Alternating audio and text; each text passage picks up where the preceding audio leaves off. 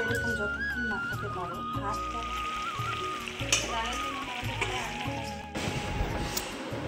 তো চলো বন্ধুরা,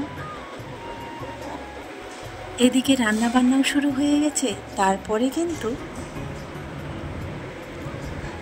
অনেকক্ষণ পর এই জানালাটা খুললাম। ঘুম থেকে উঠেই এখন তোমরা রোজ রান্না বান্না দেখতে পাও। কারণ কি বলো তো, স্কুল খুলে গিয়েছে।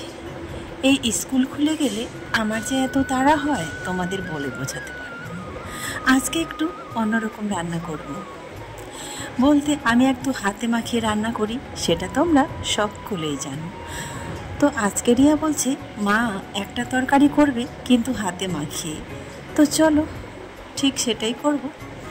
যদি করলাগুলো আরেকটু পাকা টাইপের হতো তাহলে কিন্তু আরও ভালো হতো। কারণ এইভাবে যদি আমি করলা রান্না করি তাহলে ওরা দুবোনে একদম চেটেপুটে খেয়ে নেবে। তো ওইভাবেই রান্না করব। পেঁয়াজ কুচি, করলা, কিছু কাঁচা লঙ্কা দিয়েছি চিড়ে। আর আজকে কি বলো তো, লঙ্কা বাটতে পারলাম না, গুঁড়া দিয়ে দিয়েছি সমস্ত কিছু। লঙ্কার গুঁড়া, শুধু আদা রসুনটাই বাটা ছিল। তো এই গরমে মানে মনেই তো হচ্ছে না যে রান্না করব, তারপরেও যেহেতু করলাম আর মন চাইছিল না যে ছেলে এখন লঙ্কা বাটবো।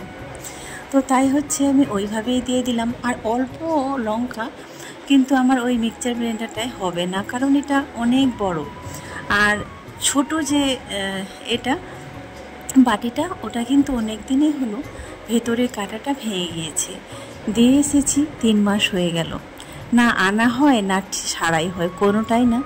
তারপরে বলেছিলাম যে অন্য দোকানে দিব, কিন্তু নিয়েই আসছি না। আর কি করা যাবে বলো।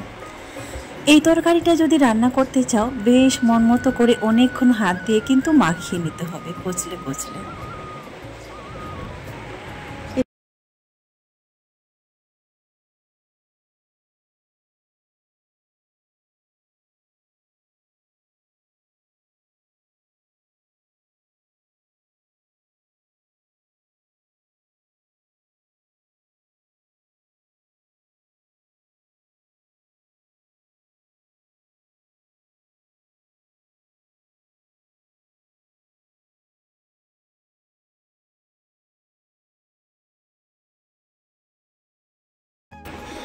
তো তোমাদেরকে বললাম এটা কিন্তু বেশ কিছুক্ষণ ধরে এইভাবে কচলে কচলে রান্না করতে হবে।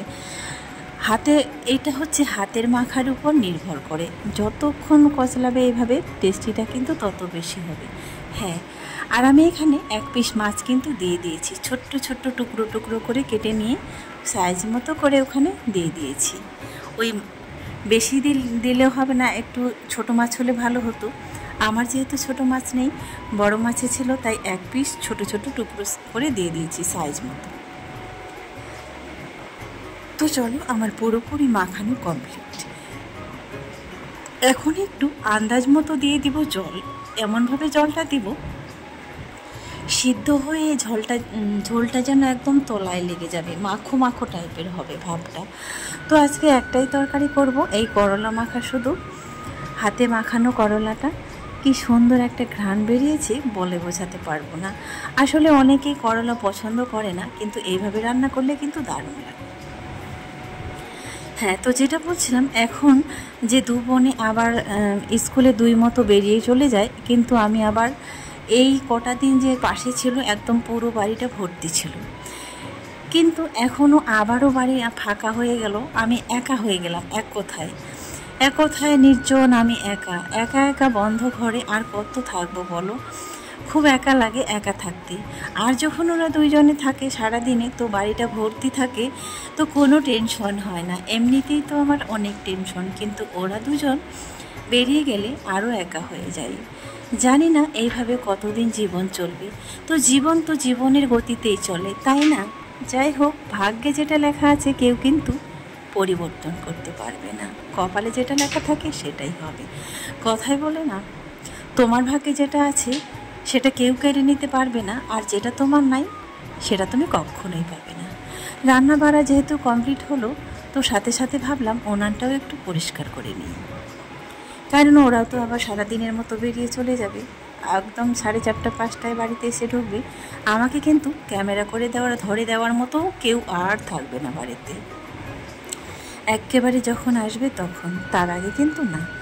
তো রান্না করার পর যদি এই রান্নাঘরটা যদি মোছামুছি না হয়, উনানটাও যদি মোছামুছি না হয়, তাও কেমন যেন লাগে। রান্নাবান্না সমস্ত কিছু কমপ্লিট, আর হচ্ছে আমরা এই যে স্নান করে নিলাম। এর তো স্কুল আছে, তো ভাবলাম সবাই সকাল সকাল জলটা একটু ঠান্ডা ঠান্ডা হয়, আর দুপুরবেলা তো গরম হয়ে যাবে জলটা, তাই হচ্ছে স্নানটা করে নিলাম। আর রাজিয়া হচ্ছে এমাত্র এলো টিউশনি থেকে, আর এখন হচ্ছে খাবার রেখে দিয়েছি।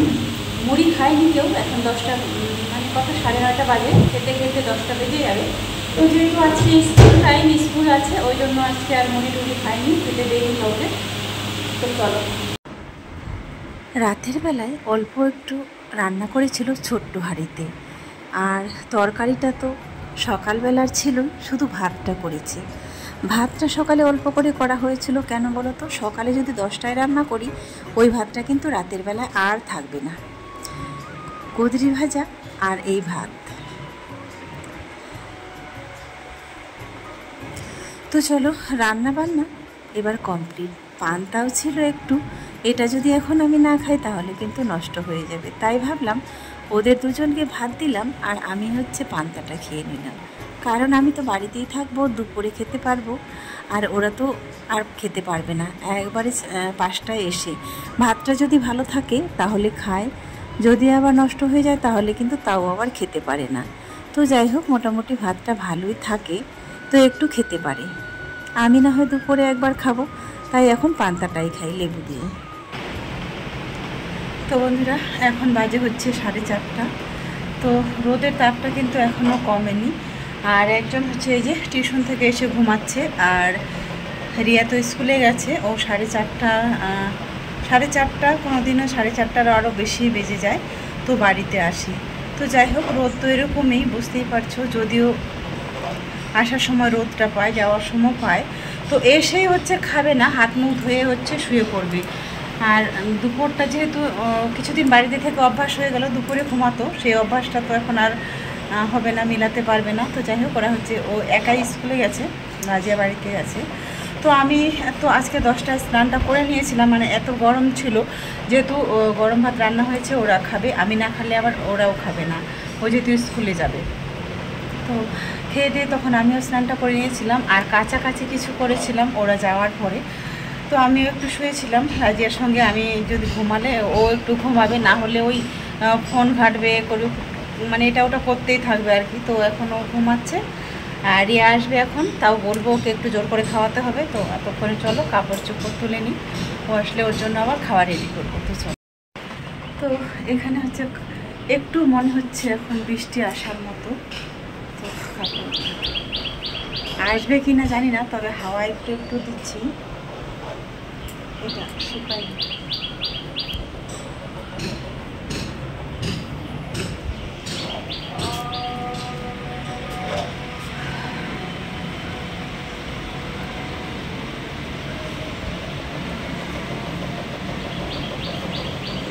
এখন গরমের সময় কী বলতো, যেখানে সেখানে কাপড়গুলো রাখলে আর কি হয়ে যায়, শুকিয়ে যায়। আর যখন ঠান্ডার সময় কিন্তু এরকম শুকায় না, দেখুন।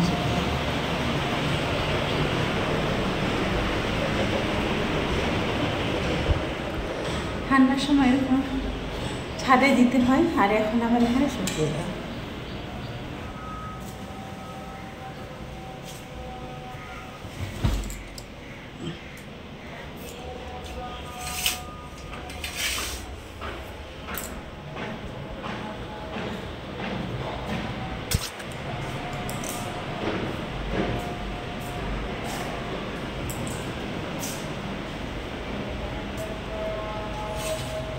সব দিক থেকে রোদের তাপটা আসে। তো চলো কাপড় তুলে নিলাম। একজন ঘুমাচ্ছে,